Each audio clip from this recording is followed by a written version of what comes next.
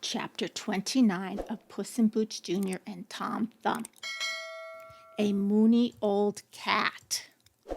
A moony old cat that lived on the dew had 6 little kittens that never would mew.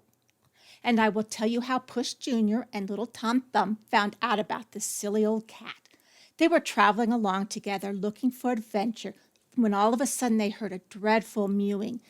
It came from a little house that stood in plain sight close to the broad highway.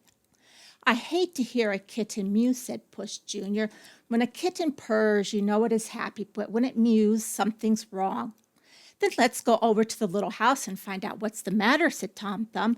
So he and Puss Jr. walked over and knocked at the door.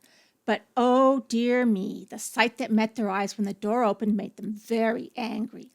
The moony old cat had just returned from the village. She bought a big bellows and blew in their ears, then all mewed so loud it brought her to tears. "Stop, stop," yelled Puss Jr. "Don't you dare use those bellows again." The moony old cat looked frightened to death.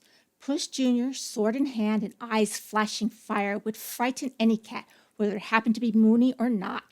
At once the 6 little kittens ran over to him and began to purr at a great rate.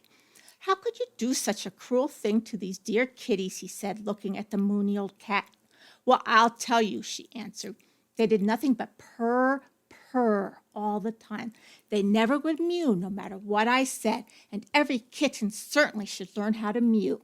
So I went to the village and bought a big bellows. I didn't think it would hurt them, but they mewed so loud it made me cry." "I'm glad it made you cry. Give me the bellows and promise me you'll never again hurt these dear little kittens."